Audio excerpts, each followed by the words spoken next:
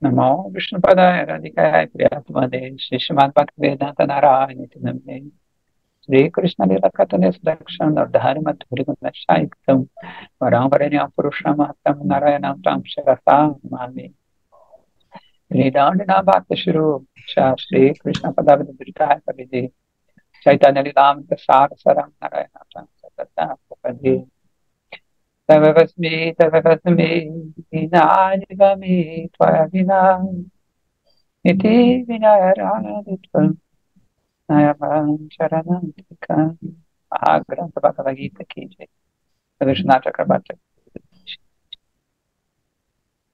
Radhe, tudo bem? Cadê? Tudo bem. Então, Dona Tânia, se lembra ainda de alguma coisa da Gita, Dona Tânia? Lembro. Ah, coisa boa. Então, a gente está no capítulo 2, ou seja, começou há pouco tempo, né? A gente vai no verso 65.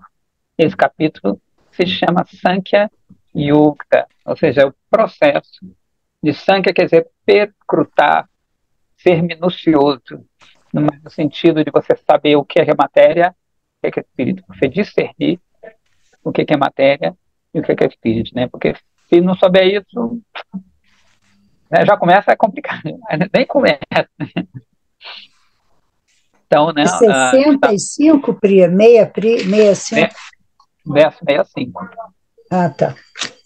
Então, primeiro a gente fala um santo. Prasade sarvadhukanam anihasyo pajayate prasana chetaso hiyashu buddhi paryavatishtate.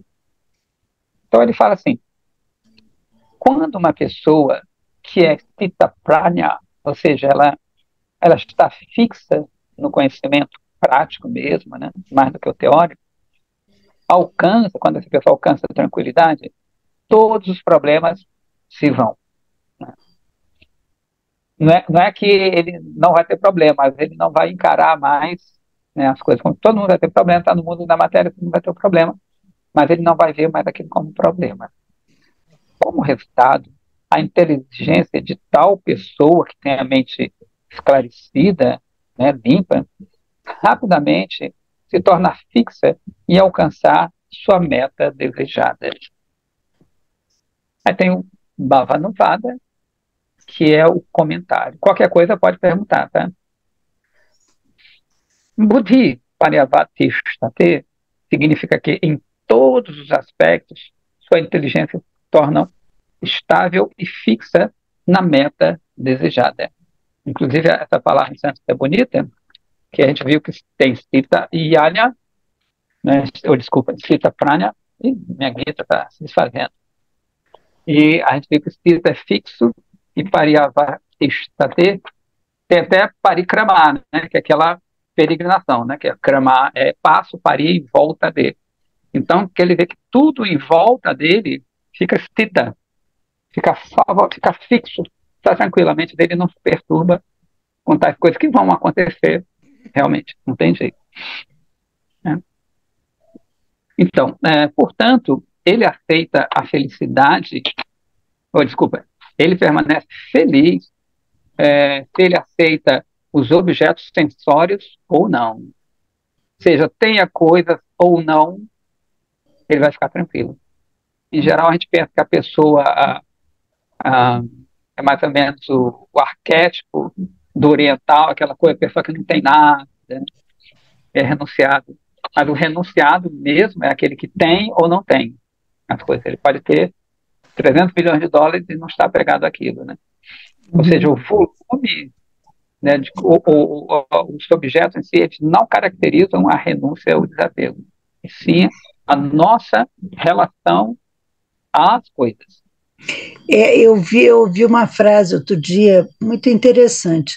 O problema não é você possuir coisas, é não deixar que as coisas te possuam. Achei bem interessante isso. Eu diria até mais, é saber quem possui. Sim, exatamente. É porque existe o que a gente conhece, que passa para a gente de desapego, é uma coisa ainda egoísta, né? Porque você não quer ter coisas, não quer ser possuído pelas coisas, porque aquilo vai te dar problema, né? Agora, digamos, o Bhakta mesmo, né, a pessoa que é devotada realmente a Krishna, ela vai o quê? Se essas coisas pertencem a Deus, não tem nenhum problema, ele vai devolver aquilo ali. Então, não é uma questão egoísta de não sofrer. Na verdade, ele até sofreria, entre aspas, se for para agradar a Krishna, né? Então, tem dos termos técnicos, Palgo Vairagya e Yukta Vairagya, né? O Palgo Vairagya é aquela renúncia árida, porque você está procurando, a gente não quer sofrer, é a pessoa que chegou no momento X, ela sabe que o apego é o termômetro do sofrimento, né? Quanto mais apego, né? Então ela não quer sofrer, mas ainda é uma coisa que não está incluída em Bhakti, né? Porque Bhakti não importa, sofrer ou não, alto nível de Bhakti né? E o Yukta Vairagya é aquela renúncia que você sabe de quem é e você vai usar tudo aquilo para Deus. Tanto que Yukta vem de Yud, e Yud quer dizer união, aquilo que vai te unir, aquele Vairagya. Raga, na verdade, é uma sede intensa. Esse prefixo vir, ele vai intensificar essa sede. Viraga, Vairaga vai dar no mesmo, tem uma variação aí gramatical. E ou Vishesha Rupeniti, esse prefixo vi, vai trazer uma característica, uma singularidade da palavra seguinte, né? Então ele tem uma sede intensa com a característica de que satisfazer a Krishna. Tenha posses ou não, não importa, né? Então ele vai usar tudo aquilo porque ele está sedento, é uma sede insaciável por servir a Krishna, né? Uhum. Então, continuando aqui, né? Prasana Chetasaha, que é do versinho, né? Indica que deve-se entender que a felicidade da mente vem somente de Bhakti, dessa devoção exclusiva a Deus. Porque sem isso, a mente não pode ficar satisfeita. Isto foi explicado vividamente no primeiro canto do Srimad Bhagavatam, que descreve como a mente de Vyasadeva, né, que organizou o Veda, não estava bem, não estava feliz, mesmo após ele ter compilado o Vedanta Sutra. O Vedanta Sutra é um comentário aos Vedas. A gente sabe que Vyasadeva, o que ele fez? Ele junta, organiza todo esse conhecimento, põe em paz, faz sessões, depois ele distribui essas sessões aos seus discípulos, né? Então, ele faz tudo isso e depois ele escreve um comentário sobre a própria obra dele, chamado Vedanta Sutra ou Brahma Sutra, que é composto de 550 sutras, que são máximas, né? São frases pequenas que vão desdobrando, assim. Então, continuando. Contudo, depois que ele seguiu as instruções de Sri Narada, que é o guru dele, sua mente ficou jubilante por meio da prática exclusiva de Bhakti. Então, o que aconteceu? Depois de ter feito essa tarefa hercúlea, né, ele assim, não está faltando alguma coisa. Ele falou, sentiu, ele notou, falou, poxa, fiz, né, que é uma obra, uma coisa fantástica, um ser humano comum não faria isso. Ele ficou ainda meio assim, macambúzio. Aí o guru dele, Narada Muni, veio e falou para ele, você não está feliz porque você não falou explicitamente da meta de todo o Veda. Aí ele começa a escrever o Bhagavata Purana, que conta especificamente de Krishna, das atividades dele e assim por diante. Então, apesar de ser tudo muito especial, Vedanta Sutra, se a gente lê todos os Vedas, todo o Vedanta Sutra, ele não fala assim de uma lila de Krishna, dessa doçura explícita. Nada explícito. Então, por isso que ele falou. Aí o guru dele deu esse remédio para ele.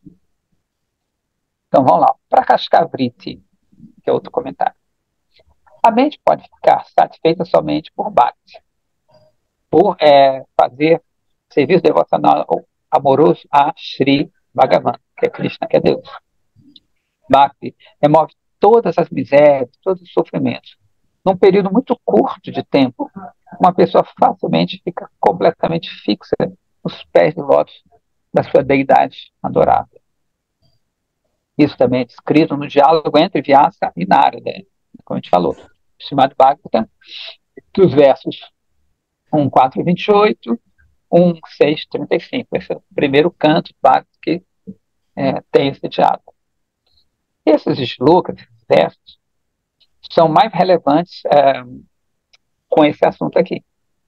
Contudo, após Vyasa seguir a instrução de Sri Narada, somente ficou bem-aventurado por meio da prática exclusiva de Bhakti. Quando o praticante sadhaka pratica yama e niyama no caminho dessa yoga óctupla, a mente, que está sempre sob o controle dos desejos, da avidez, alcança um certo nível de felicidade e paz. Então, em Ashtanga Yoga, né, no Yoga Sutra de Patanjali, aquele tratado tradicional, eles vão falar de Yama e Niyama, são os primeiros dois aspectos, tanto que ele é óctuplo, né? Ashtanga quer dizer que tem oito divisões. Então, são Yama, 4 yamas. como? 4 yamas e 4 niyamas, é isso? Não, são 5, né? 5 yamas e 5 niyamas. E por que é óctuplo? Porque a Ashtanga é um processo de 8 fases.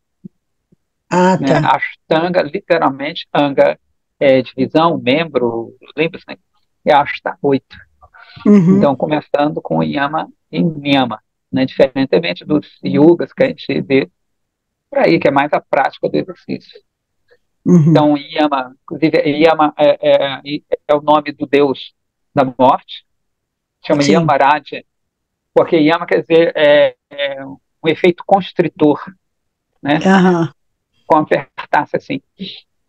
Até a gente, todo dia, não sei onde a gente falou que é interessante, que em muitas tradições existe o inferno, e o inferno ele é regido por uma pessoa ruim, que gosta de fazer mal aos outros.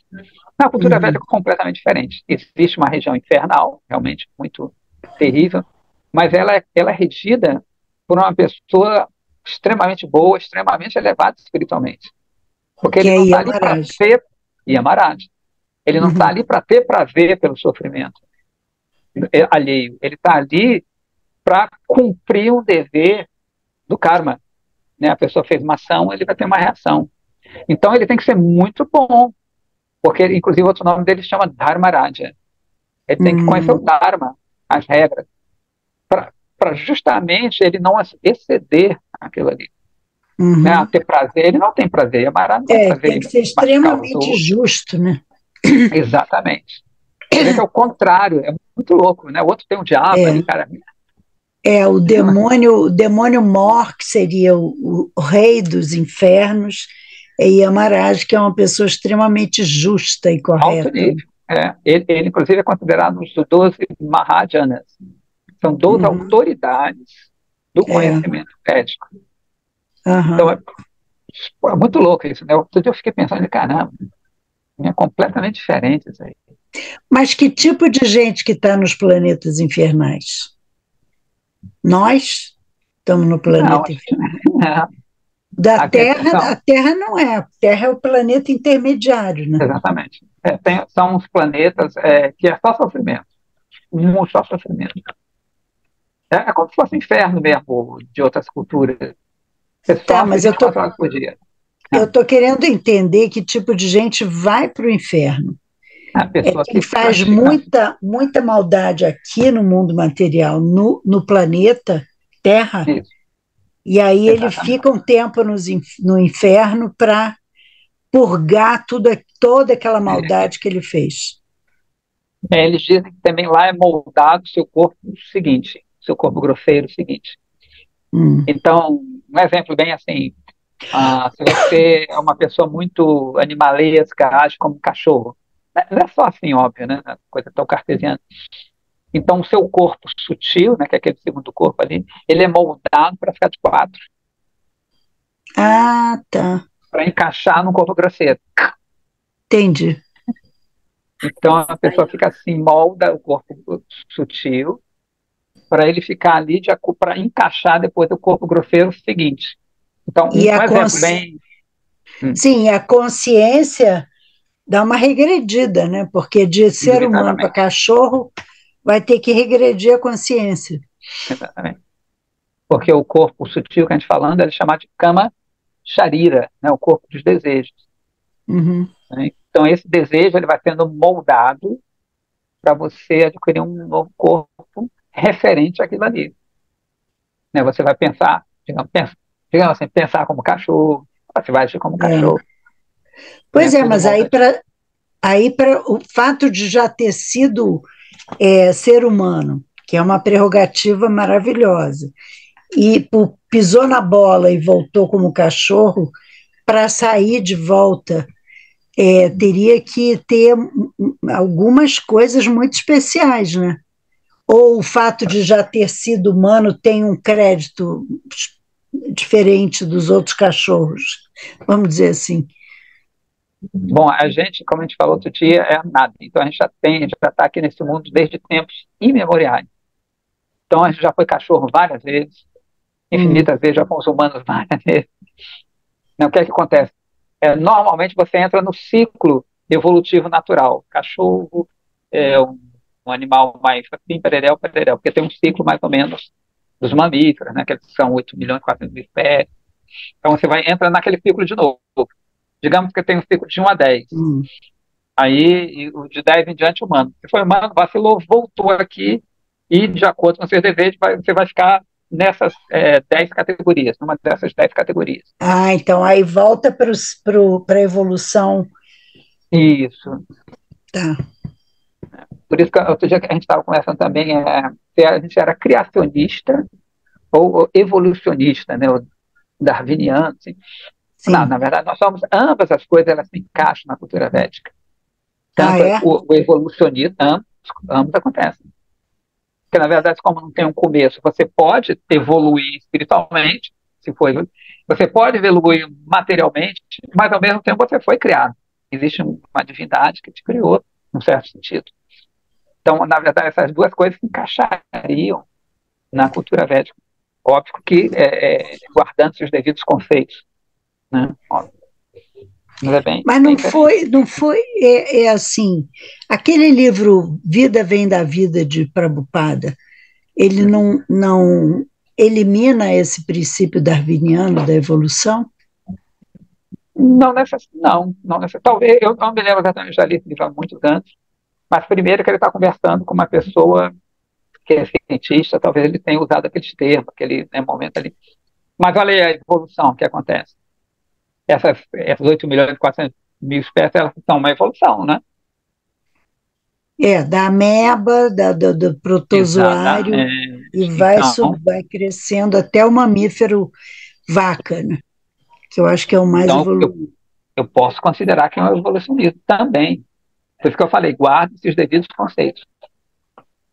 Ah, Né? porque Não, eu já ouvi também que a pessoa que não existe essa evolução, que o que faz voltar como animal, qualquer tipo de animal que seja, é o nível da consciência, que é então, sempre ser humano. Dependendo da pisada de bola, aí volta para cá.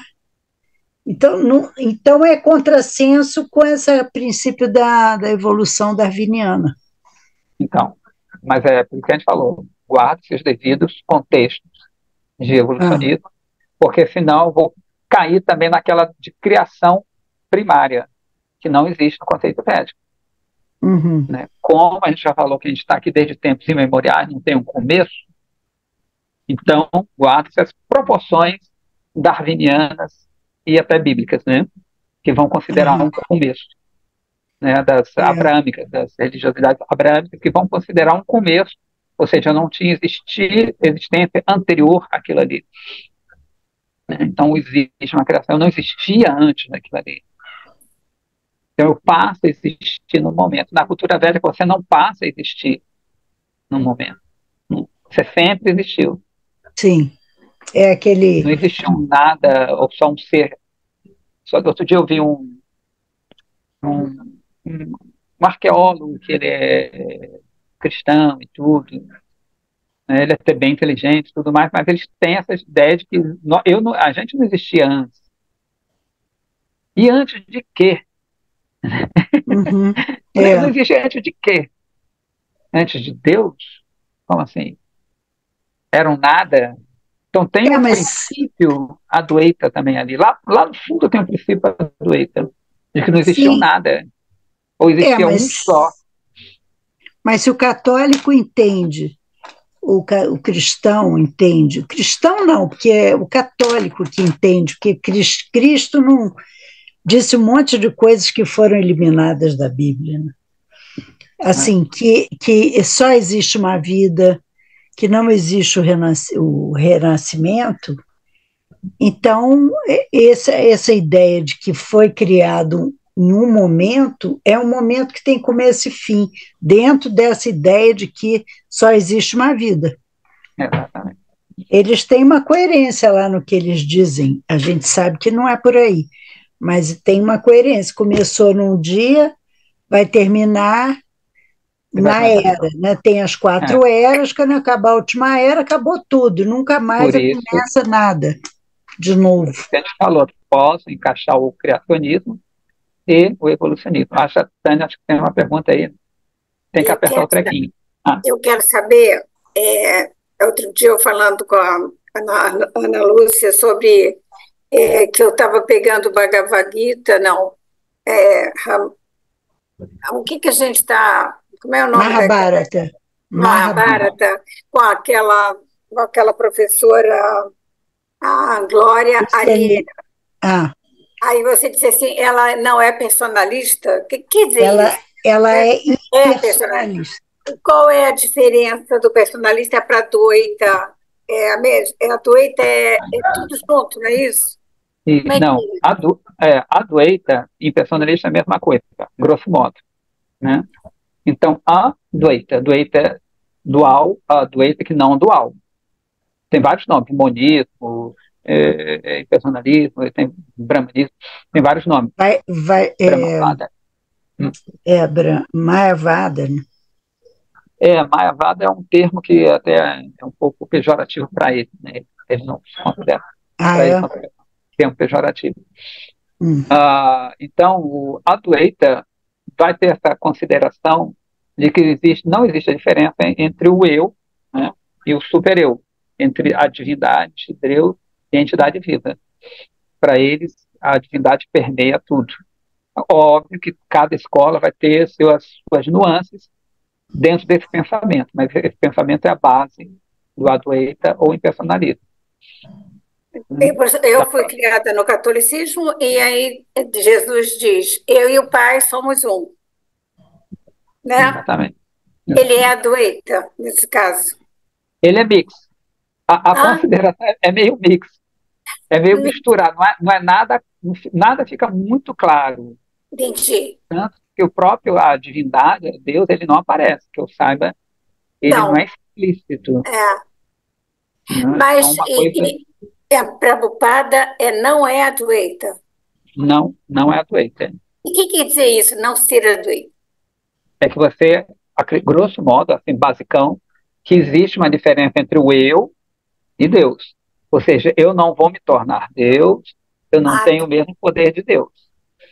Eu sou um ser, apesar de ser divino nesse sentido, porque tudo é criação divina, mas eu não sou igual a ele. Tanto que a gente está aqui nesse mundo, né? Sofrendo, as dores, né, de estar dentro de uma carne, ansiedade, ignorância. Deus não tem ignorância. A gente é cheio de ignorância, né? Não sei o que vai acontecer amanhã, não sei o que está acontecendo com o meu corpo, se ele está. Eu não sei nada. é uma fragilidade, né? Completamente frágil. Mas isso você está falando da mente no corpo, da mente no corpo material, no mundo material. É. Até o próprio eu, que é o transcendental, ele não chega aos pés de Deus. A própria Não, nossa essência também não é igual. Sim, mas a gente não aprende que nós temos a mesma, nós somos Satitananda, a diva é Satitananda, não é mas não igual a plenamente. Deus, mas nós temos essas três composições, esses três itens na nossa composição que são advindas de Krishna, né? São, mas elas são em quantidade ínfima, né? Ínfima, mas existe, em quantidade ínfima, mas está lá, né? Eles comparam, inclusive, a gota do oceano e o oceano, né? Com uma gota eu não derrubo uma parede, o oceano derruba a parede. Ele tem esse É, poder. Mas se você como, analisar ali, a composição é a mesma. como a Mas o fagulha na poder fogueira, né? tem várias comparações assim. Um não pode fazer o que o outro faz, né? Ou Uhum. seja, a fagulha não pode fazer o que o fogaréu faz. Óbvio, são exemplos materiais, nunca vão ser perfeitos, mas só para indicar essa diferença, né? Em Quanto, qualidade, desculpa, só porque eu tenho que. Isso é básico para mim, para eu começar a entender, pelo menos começar a conseguir ouvir. É, eu sempre aprendi, quando eu comecei com Siddha Yoga, né, lá Guru Mai, de Guru Mai. Gurumai, é que se eu sou uma gota que quando eu morrer eu me torno oceano. Eles dão esse exemplo também. E não Né? é isso para Não, a escola de Prabhupada, a escola, não sei como se diz. Não não é só de isso. Prabhupada, Eu sou não uma só de gota e vou Prabhupada, continuar sendo uma gota. vou continuar. Por isso que eu falei que nenhum exemplo é perfeito, porque um exemplo ele é baseado em elementos materiais. Isso em Nyaya, que é a escola da lógica, que é de Gautama, eles explicam, tem várias comparações, analogias, eles sempre falam, olha, isso não vai ser perfeito, porque estou analisando, estou fazendo uma analogia material, então nunca, nunca vai ser perfeito com o transcendente. É só para a gente ter uma pequena ideia, esclarecer um pouco mais a que a gente não pode entender ainda. Mas você não vai se tornar uma gota ou um oceano. Não, não, eu agora entendi. Por nesse caminho, eu sou uma gota que não vou me tornar Não, oceano. oceano. Primeiro, você pode até perguntar, quando perguntarem isso, mas como é que eu me tornei? Como é que esse oceano se tornou gota? Hum. Pergunta para ele da próxima vez. Vem cá, mas por Mas que eu que esse oceano não fiz, se não, eu tornou não gota? frequento mais, eu não estudo mais nada desse pessoal, eu só lembro disso. E eu tinha uma Ela quer angústia entender. terrível. Eu tinha angústia muito grande quando eu não conseguia meditar lá, porque eu tinha medo de me perder de mim, entendeu? Da minha Uhum. consciência. Que aí eu ia me transformar no oceano e não saberia mais quem eu era. Pois é. Mas é isso que acontece. Digamos, esse tipo de pessoa que tem esse pensamento, eles se perderiam mesmo, eles não teriam mais uma consciência individual. Eles Ah, seriam engraçado, parte eu pensei da nisso. Eu consciência pensei única, nisso. né? Tá bom, É entendi. interessante como Tá. você manteve o seu sentimento de individualidade, né? Sim, eu Ficou fui totalmente, forte. eu fui errada para eles, porque É, não pode ser assim. Eu falava, mas eu não posso me misturar, eu não posso, eu me perco de mim. se fundir, né? Se derreter no Onde? oceano. É. Mas me dava pânico, crise de pânico. Pois é. Então, você é uma personalista, individualista, Isso. fidedigna. Ai, ai. Estou me Então, eu sentindo estava. aceita, estou me sentindo aceita agora, porque eu sempre fui assim, aquela que era. Que você não entende isso? Você Uma gota rebelde. Você é uma gota É, rebelde. que outra ai, rebeldíssima. Tá bem. ainda bem que você Mas, encontrou sua turma, né? É verdade. mas voltando aqui ao nosso estudo, a gente estava falando isso tudo por causa de Yama, né? É, Do Isso? inferno, do Dharma, como é que é? Daquele Dharma Ashtanga do Yoga. inferno, do sofrimento, né? Isso, a gente falou tudo, a gente deu essa puxada, que a gente começou a falar Yama, Yamaraj, entendeu? Que a gente estava falando primeiro, explicando que Yama é perfeito constritor, né? E o Niyama, um é o que você não deve fazer e outro que você deve fazer. Né? São mais ou menos. Yama Niyama é o que você deve fazer e o que você não deve fazer. Né? Uhum. Enfim, mas essa coisa do Ashtanga Yoga, que é outra história. É.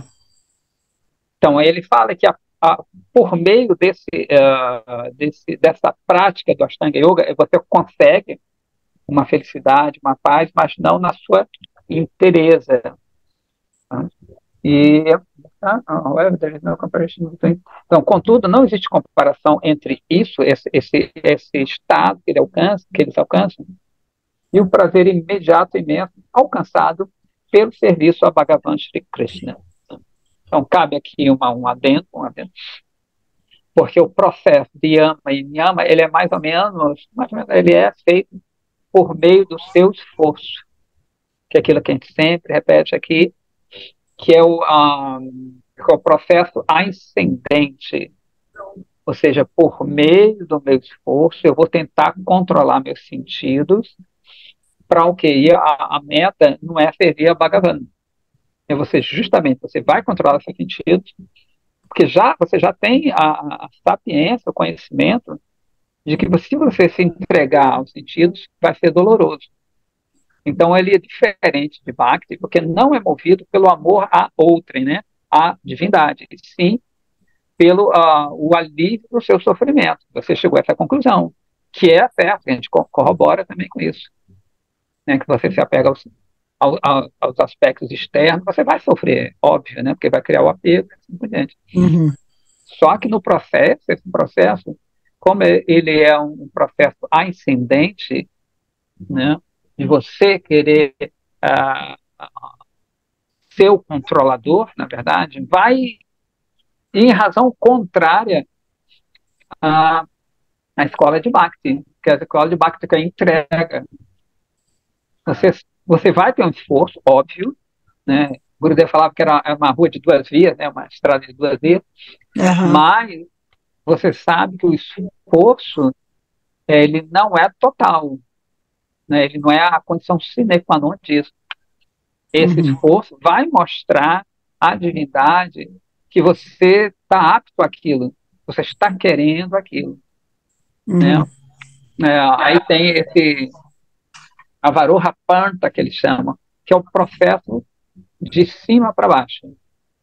Então você ora, né? Por isso tem uma Govindra Maharaj, no Ciclo Prabhupada, que ele falava assim, que isso aqui não é uma escola filosófica, é uma escola de choro, né? Que você vem, você ora, ó Krishna, né? Eu não tenho força, eu não tenho força para isso. Por favor, me dá força. Então eles vão chamar isso de Avaroha Panta, né? Uhum. O Panta, o caminho que como Avatar, que ele vai descer. É o caminho da graça, como os cristãos falam. É a graça, Uhum. mas a graça não desce assim, né? Você tem que mostrar que você Merecer essa está graça, né? exatamente. Tem que Tem até fazer o aquela analogia esforço. dos dois potes. Quase que, ó, tá chovendo, vamos ver se vocês adivinham. Tem dois potes iguaizinhos, no mesmo lugar, a chuva é a mesma, só que um fica cheio e o outro não fica. Por quê? Os potes são Um está de iguaizinhos. cabeça para baixo. Muito bem, é isso aí. Ah, Então, isso? é isso Ah, aí. Essa é uma analogia, uma história, né, que conta que é justamente o que duas pessoas da mesma cor, mesma clara, blá, blá, blá, só que o que é o de estar cabeça para baixo? Ele quer conseguir por ele mesmo. uhum. Ele fala, não preciso de ninguém, sou pereré, não preciso de nada. Inclusive está voltado para Para baixo. si. É. O É. outro não fala, olha, eu não posso, eu não consigo, eu preciso de ajuda. Né? Ele se Que joga aos pés do guru, né? exatamente, você precisa de um Ele mestre. de É Bhakti. que nem Ele é no devoto. Narcóticos Anônimos, Alcoólicos Anônimos, já viu? Aham. Aquela, Eles aquele têm tipo. dizer. É. Então, primeira coisa que eles falam, eu sou viciado. Primeira coisa que a gente tem que falar, eu estou viciado nesse mundo. Segunda Uhum. coisa que eles falam, você precisa de ajuda, você não pode sair dessa sozinha. O que Uhum. é que a gente fala? Eu preciso de ajuda, eu não posso sair dessa sozinha. É. Terceira coisa, eu não posso entrar mais no bar. O que é que a gente fala? Olha, eu não posso mais ficar na companhia de pessoas que vão me botar para baixo. É muito É, parecido.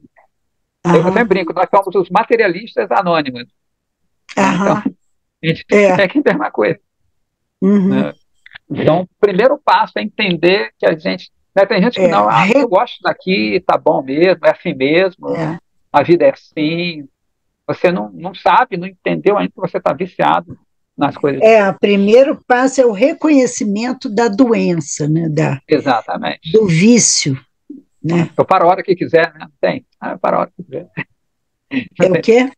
Eu paro a hora que eu quiser. Pois é, não, estou viciado aqui no mundo material, eu estou reconhecer que está viciado. O segundo passo Exatamente. é humildade, eu sozinho não consigo nada, É porque isso aí. se não for assim, não tem jeito, vai ficar batendo cabeça, né? Para mim, isso é coisa assim, é o que eu sou assim naturalmente, sabe? Uhum. Eu sou devota, eu sou bhakti, eu tenho coisa assim, tenho ouvido muito tipo assim, mas você precisa de devoção, né? Você quer ser devota. E eu nem sei o que explicar. Eu falei, claro que tem gente maior que eu. Tem Uhum. gente, tem seres, eu não sou igual aos É, seres. Claro. Não, ninguém aham, aqui. é, Então, agora só tem que encontrar um bom médico. é, um E bom se médico, devotar esse bom médico, hoje em dia não está muito fácil de encontrar um bom médico. é, é verdade. Mas, enfim, Mas enquanto isso, tem vai os ficando, enfermeiros que ajudam, né? fica com os pacientes Ah, menos tá. doidos. Tem os enfermeiros de boa vontade que ajudam. Graças a Deus. É. Então, continuando aqui, a este respeito, vale a pena liberar sobre os exemplos de Saubhariresh, Yayati Maharaj, Vishwamitra Muni e outros. Aí ele vai, né, dar uns exemplos. Saubhariresh ainda era incapaz de controlar sua mente, mesmo depois de realizar muitas austeridades dentro da água do rio Yamuna por 10 mil anos. Saubhariresh ele meditava dentro Nossa, da água, ou seja, ele não respirava durante 10 mil anos. É um yoga poderosíssimo. caramba! 10.000 Só anos? 10 mil anos. Sem respirar dentro da água. Uma austeridade que ele fazia. Porém, né, que ele falou é que ele ainda não era incapaz, sua mente ficou perturbada por ver os peixes fazendo nhanhaninho, né, ocupados na vida sexual. Ah, Ele saiu da água para casar com 50 filhas do Mandatta Maharaja, que era um rei. meu Porém, Deus. seus desejos ainda permaneciam insaciáveis após usufruir com elas. Por expandir, ele é tão poderoso que ele conseguiu se expandir em 50 formas. Cada um casou com uma moça. Hum, Porém, mais tarde, ele alcançou sua meta desejada por controlar seus sentidos por meio da adoração a Sri Bhagavan. hum. Inclusive, A o única, lado. a única instância que tirou ele do vício, da luxúria, foi a rendição, a adoração, né? Essa história ela vai gerar a história de Kalia Naga e esse lago onde. Agora, esse lago já até sumiu, mas estava ali em Vrindavan, né? Aquele lago Uhum, por ali em Vrindavan. Na verdade, o rio passou para hoje, aí mudou de. Que é onde a gente sim. tem uma história longa que não vamos contar agora. Aham. Ok, ok. E a Yapti Maharaja, outro exemplo, não foi capaz de controlar sua mente, apesar de vários esforços. Ele trocou a sua velhice pela juventude do seu filho chamado Puru. Ele ganhou uma benção, ele podia trocar a velhice com qualquer filho dele. E Puru aceitou que era o filho dele, né? Porque ele casou com uma menina mais jovem, ele queria curtir. E ele usufruiu, né, por muitos anos. Porém, seus desejos luxuriosos, digamos assim, eles aumentaram, assim como o ghee, né, aquele óleo, nutre o fogo. Ele somente pôde alcançar a paz quando ele finalmente fixou sua mente em adorar Bhagavan. Segundo exemplo. Terceiro exemplo, Vishwamitra Muni. Vishwamitra Muni ocupou-se em austeridades severíssimas pela prática de chama, controle da mente, e Dama, o controle sensório. E, subjugando seus sentidos, ele mesmo assim, ele abandonou suas austeridades ao ouvir as tornozeleiras de uma menina belíssima chamada Menaka. Essa história é muito legal, Menaká, na verdade. E ficou absorto em atividade luxuriosa. Sua mente perturbada, eventualmente encontrou paz somente na adoração de Bhagavan. Vishwamitra Muni, ele estava meditando na floresta, e a gente sabe que os devas, eles ficam preocupados, né, os seres em planetas mais amplos, ficam preocupados que essas austeridades façam com que eles percam o local dele nesses planetas mais prazerosos, mais elevados. O que é que eles pensam? Se essa pessoa for muito austera, ela vai vir para cá e vai tomar meu lugar. É como um chefe, né? Assim, não, o chefe ali vê que tem um cara que é muito fera mesmo, o cara vai tomar meu lugar, vou dar um jeito de atrapalhar ele. Então, eles mandam, às vezes, essas moças assim, maravilhosas. Então, só quando ele ouviu tilintar as tornozeleiras, ele já ficou... Mas ele não era uma pessoa comum. A filha dele vai se chamar Shakuntala. Essa Shakuntala, ela vai se casar com Dushyanta e eles vão gerar Bharata Maharaja. Garota! Né? Então, mesmo o desejo dele era um desejo que não é igual ao nosso, muito igual. Tanto que Bharata Maharaja é um rei santo. Então, né, a prole dele não é uma prole comum.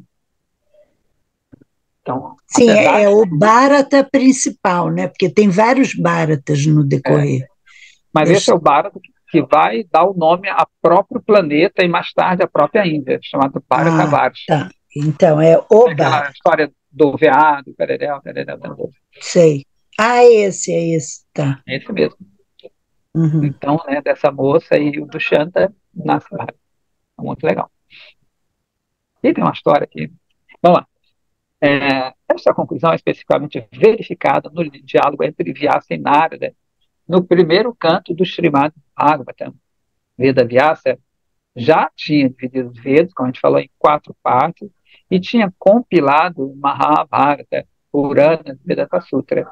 E, embora tivesse escrito o conhecimento de Dharma e outros assuntos para informação das pessoas em geral, sua mente permaneceu insatisfeita, incapaz de entender por que ele inquiriu de seu mestre espiritual, Devarsh Narada.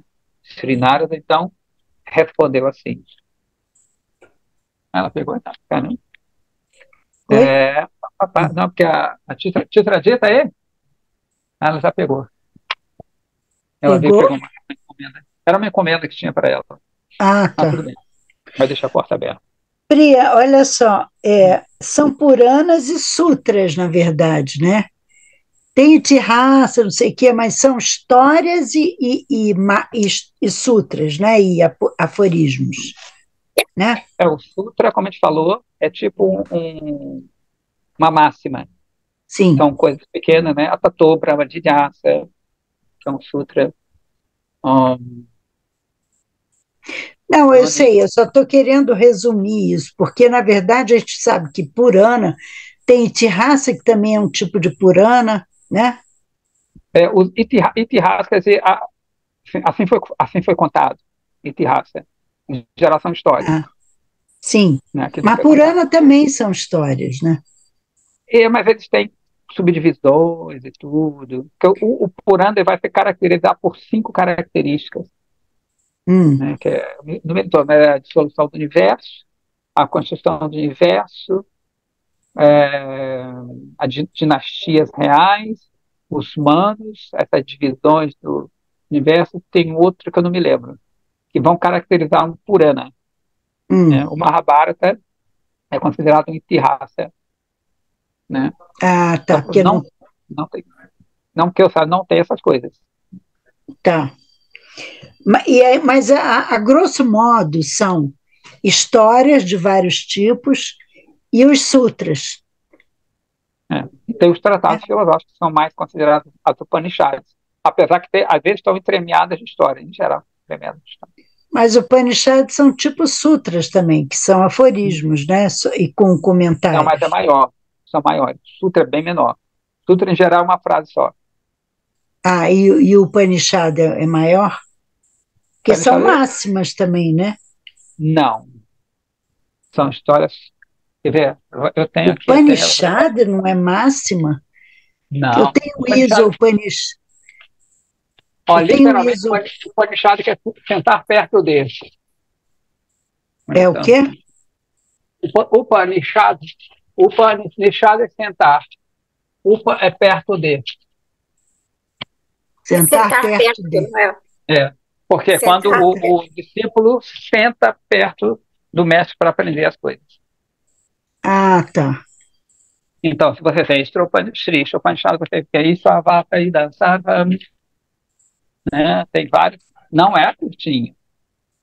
Aí Sri Upanishad não é pequenininha, não. Os versos não são pequenos, são grandes. Tá, depois eu vou olhar lá. E o Sutra, então, é mais conciso ainda.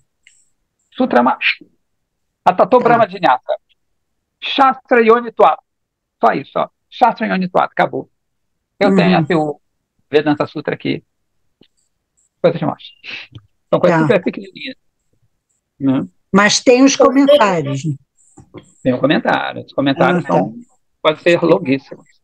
O Zen budismo usa muito o sutra, né? Tem muito. O budismo tem muito Zen sutra. budismo. Bom, então vamos voltar aqui. Então, eu devia falar, né? Aí tem um verso em sânscrito chamado Bhagavatam 5.8.9. E Narada Vatya, ou seja, Narada falou assim: ó grande sábio, para quem que ele está falando? Narada?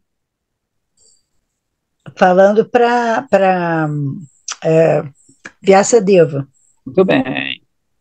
Ó grande sábio, você descreveu o processo de Dharma e Jnana, ou seja, um Dharma é a qualidade, a natureza, né, da pessoa encarnada aqui, nesse sentido.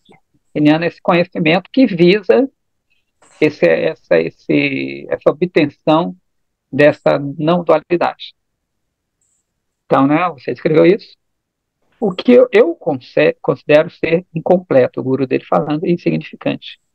Porém, você não descreveu de forma clara os assuntos de Sri Bhagavan, né, dos passatempos purificantes dele e de suas glórias. Sri Bhagavan não pode ficar satisfeito a menos que você glorifique tais passatempos, que manifestem-se na mente purificada pela realização de Bhakti. Seguindo as instruções de Narada Muni, por realizar Bhakti Yoga, Vyasa foi capaz de ver em seu coração puro todos os belíssimos passatempos de Sri Krishna, plenos de opulência e doçura. O Srimad Bhagavata consiste das atividades de Krishna, os quais Vyasa percebeu em Samadhi, né? Vivenciou ali, viu em Samadhi. Uhum. Então, o guru dele dá o poder a ele e começa a ver mesmo e escrever. É a nossa psicografia transcendental. É, maravilha. Aí ele vai citar um verso também do mesmo chamado Bhagavatam 1.7.7. Pelo cultivo deste Srimad Bhagavatam, Bhakti Avrajendra Nanda Krishna imediatamente manifesta no coração, dissipando a lamentação, a ilusão e o medo. Somente então é que Sri Krishna é capturado no coração de tal Bhakta. Então diz que é somente por Bhakti que Krishna é capturado. Tem uma. Uhum. Aqui. Gostei disso. É bonito? Somente por Bhakti que Krishna é capturado. É, Exatamente. Né? Bhakti é um amor devocional, não é isso? Indubitavelmente, minha cara. sim, exatamente. Inclusive, tem Amor devocional ao Guru. Ele é Guru, não. Ele é Deus, né, Bhagavan? A Krishna. Mas Você teve paciência comigo, porque eu fiquei não tem longe. problema. Mas ele manda os gurus como intermediários, como representantes dele, né? Sim. Aqui na Terra. Tem uma canção de Bilamangala Thakura, que ele era cego, inclusive, chamado Shri Chauragraganya Purushashtakam, que é uma canção Meu Querido Ladrão. Olha que bonito. Que ele fala que no final, ó Krishna, ladrão de tudo que é meu. A corda, né, o laço da minha devoção permanece sempre preso e você vai continuar a residir no cárcere do meu coração, porque eu não vou soltar você nem por milhões e milhões de eras. Ele fala assim, eu vou jogar você no lugar mais escuro que existe, no cárcere mais imundo, que é meu coração. Só que depois ele pensa assim, só tem um problema, se você chegar lá, não vai ficar mais escuro, não vai ser mais imundo. É. É bonito. Ele é belíssimo. Que lindo, belíssimo. que lindo. Inclusive, ele é cego, ele quer ir para Vrindavan, né, terra de Krishna, e só que como é que ele vai se ele é cego? Aí vem um garoto e fala assim para ele, Baba, né, pessoa mais velha, para onde você vai? Ah, eu estou indo para Vrindavan, eu posso te levar, eu estou indo para lá. Fala, pega na minha mão. Aí quando ele pega na mão, ele já tem um treco assim. E ele vai, como ele está tocando, Krishna, esse garoto, claro, ele vai o caminho todo entoando belíssimas canções. Chama Krishna Karnamrita. Olha que bom, Karnamrita. Amrita é um quem que vai cantando? Bilva? O cego. Bilva. Fica inspirado. E como é que é o nome? Karnamrita é o Amrita, ou seja, o néctar do ouvido, Karna, de Krishna. E quando ele está ali com Krishna, levando, ele vai cantando, Krishna enche o ouvido de Krishna de néctar.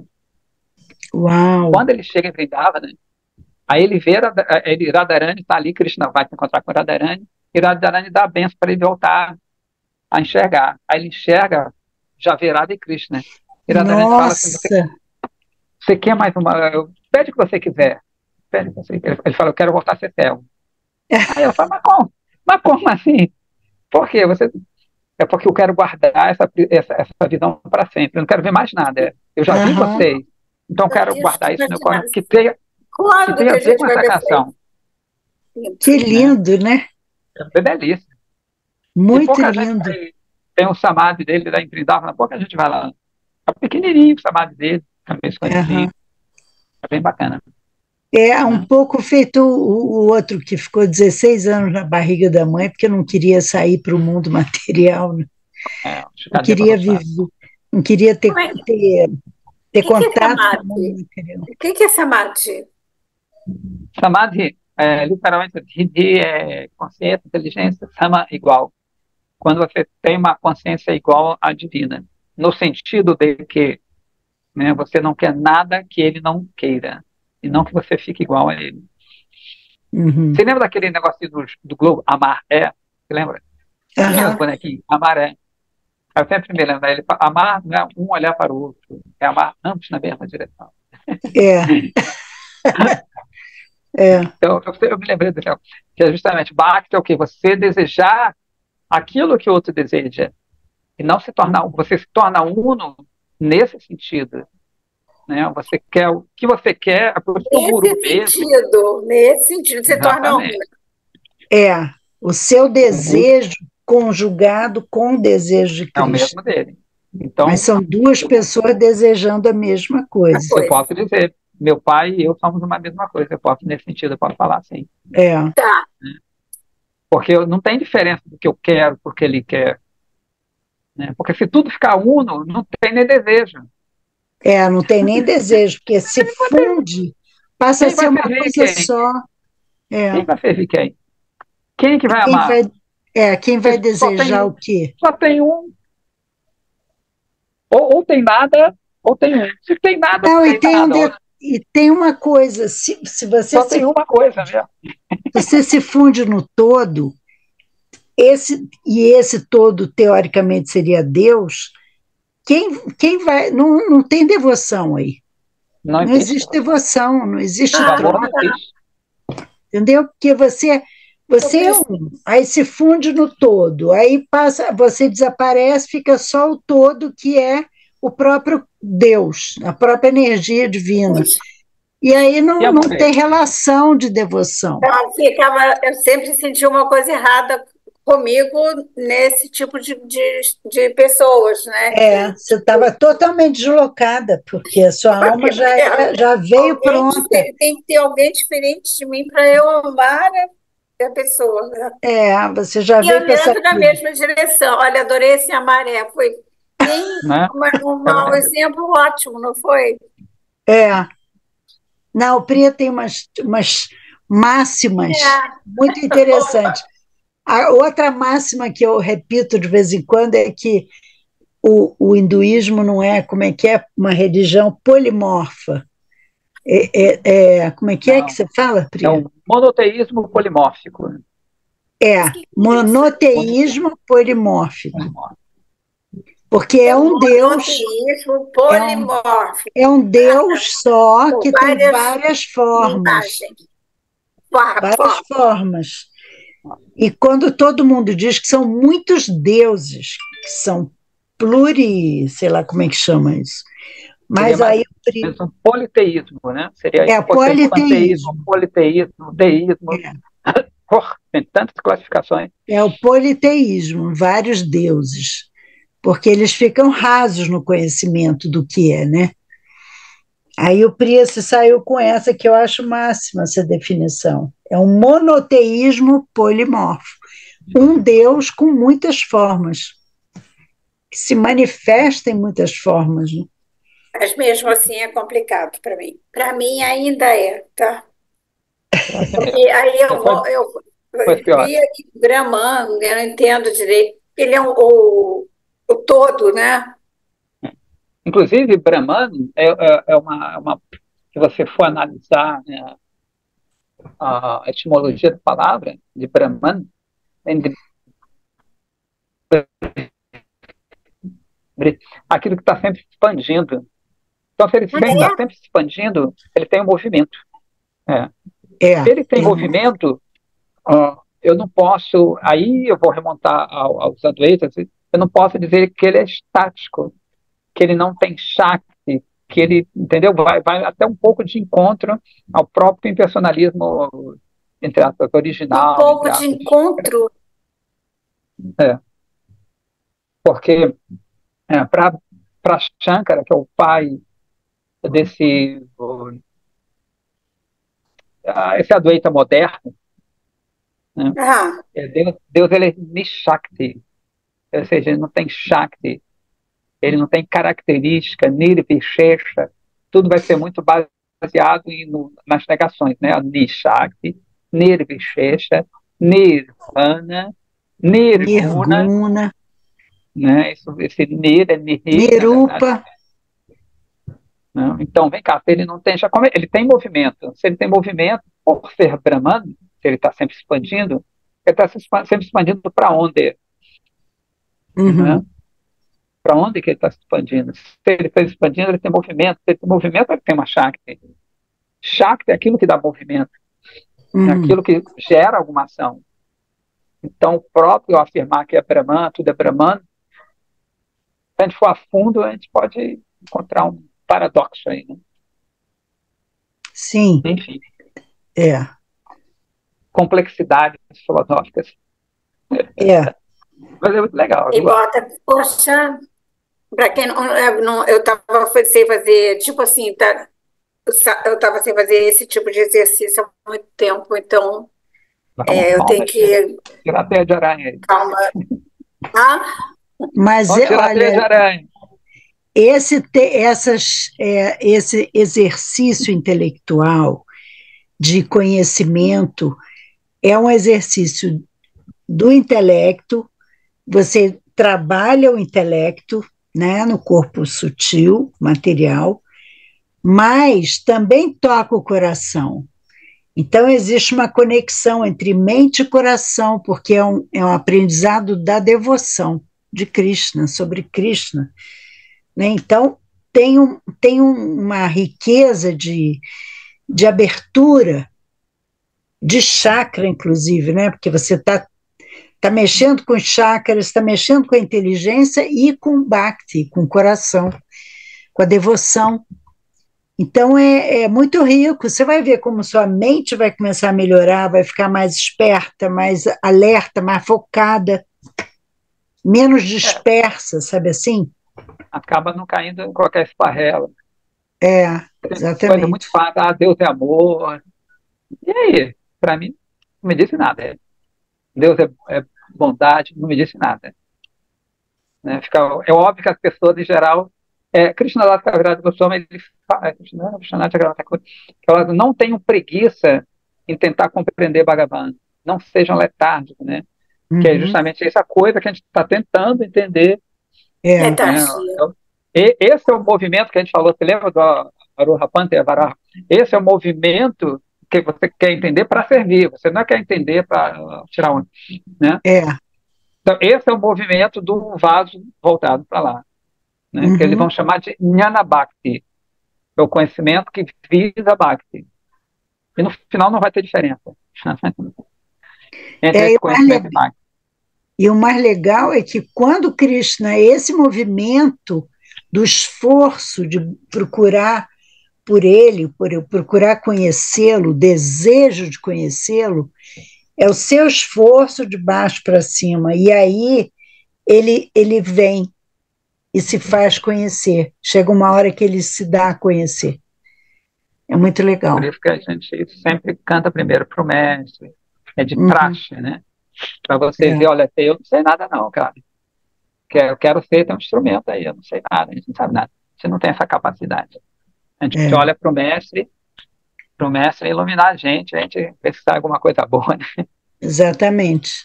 Agora, outra coisa que ajuda muito, Tânia, nesse processo, e a minha coisa está acabando. Nossa, socorro. É você cantar japa. Ajuda muito. Nem que seja uma japa por dia, mas vale a pena. Sabe, com devoção mesmo, assim, ligada. Gente, eu vou desligar porque minha bateria está acabando, eu vou ficar... Radhe, Radhe. 8h05. Radhe, muito obrigado. Desculpe qualquer coisa, eu volto sempre. Obrigada, muito obrigada. Obrigada, ótima aula.